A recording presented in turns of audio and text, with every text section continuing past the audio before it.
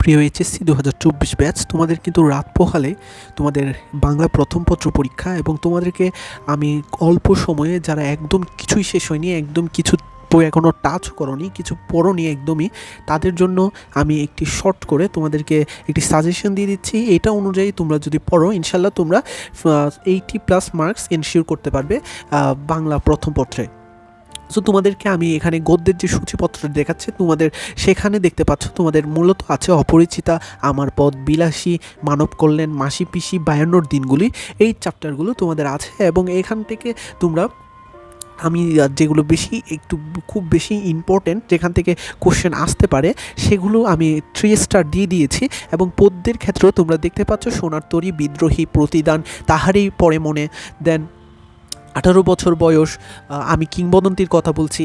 এই চ্যাপ্টার, এই পদ্যগুলো অনেক বেশি ইম্পর্টেন্ট, যেগুলো 3 স্টার দেওয়া আছে সেগুলো এখান থেকে সিকিউ আসবে। এবং এমসিকিউর জন্য সবগুলোই একদম গদ্য পদ্য যা যা দেওয়া আছে সবগুলো পড়তে হবে।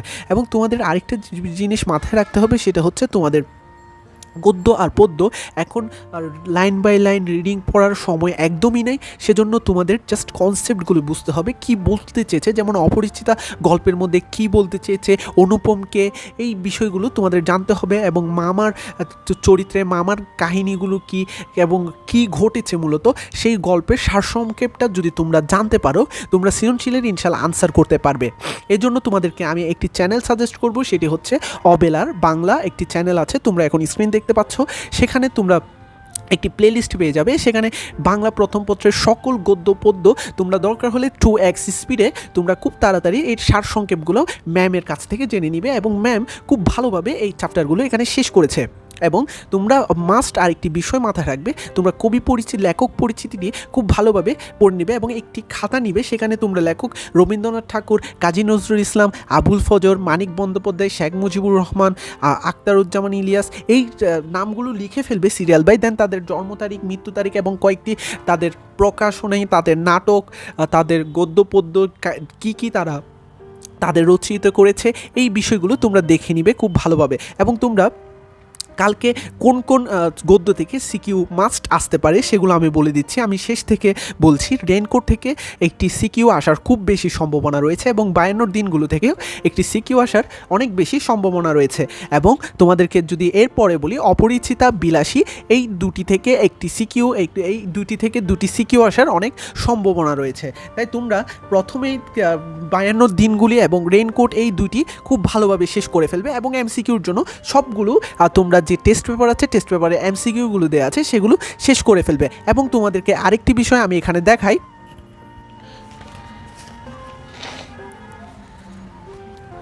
এখন কথা বলছি যারা আগে মোটামুটি শেষ পড়েছো তাদের জন্য। দেখো এখানে অপরিচিতা গল্পের যাদের এরকম দাগানো আছে, তারা জাস্ট দাগানো লাইনগুলো একবার রিভাইজ দিয়ে ফেলবে। যেমন এখানে আমি আমার ক্ষেত্রে যেটা করেছি, আমি আমার এইচএসসির সময় আমি এগুলো জাস্ট লাইনগুলো আন্ডারলাইন করে দেন আমি পরীক্ষার আগের দিন জাস্ট সেগুলো রিভাইজ দিয়ে গিয়েছি। এবং এখানে দেখতে পাচ্ছ ইম্পর্টেন্ট লাইনগুলো সব দাগানো আছে এবং যে পয়েন্টগুলো থেকে সিকিউ এমসিকিউতে আসতে পারে সেগুলো একদম সুন্দরভাবে এখানে দাগানো আছে। তোমরা চাইলে ভিডিওটি পজ করে এখান থেকেও কিছু লাইন তোমরা তোমাদের খাতায় লিখে রাখতে পারো। যেমন আসতে পারে মামার বয়স কত, মামার বয়সটি এখানে স্পেসিফিকলি উল্লেখ করা না থাকলেও এখানে বলা আছে অনুপমের চেয়ে 6 বছরের বড়। সেক্ষেত্রে অনুপমের বয়স যদি 27 বছর হয়, মামার বয়স হবে 33 বছর। এভাবে করে বের করবে। এইভাবে আমার এখানে সব কিছু দাগানো আছে, যারা আগে পড়েছো তারা জাস্ট দাগানো লাইনগুলো একবার রিভাইজ দিয়ে ফেলবে। এবং তোমরা যে কথাটি বলেছি, তোমরা ওই চ্যানেলটিতে গিয়ে ম্যামের যে ক্লাসগুলো আছে সেগুলো 2x স্পিড দিয়ে তোমরা সুন্দরভাবে সেগুলো দেখে ফেলবে। ইনশাল্লাহ যদি তোমাদের সব কনসেপ্ট ক্লিয়ার হয়ে যায়, দেন তোমরা টেস্ট পেপারগুলো খুলে ট্রাই করবে যে তোমরা উত্তর চেপে রেখে তোমরা দেখবে যে তোমরা পারছো কিনা। যদি তোমরা পারো, বুঝবে তোমাদের মোটামুটি একটি প্রিপারেশন হয়ে গেছে। এবং এইভাবে যদি তুমি এই টাইপগুলো ফলো করে আসতে পারো, তাহলে ইনশাল্লাহ তোমরা 80+ মার্কস এনশিওর করতে পারবে। আর বাংলা ফার্স্টের যে বিষয়টি সবচেয়ে বেশি ভয়াবহ, সেটি হচ্ছে 60টি সৃজনশীল আনসার করতে না পারা।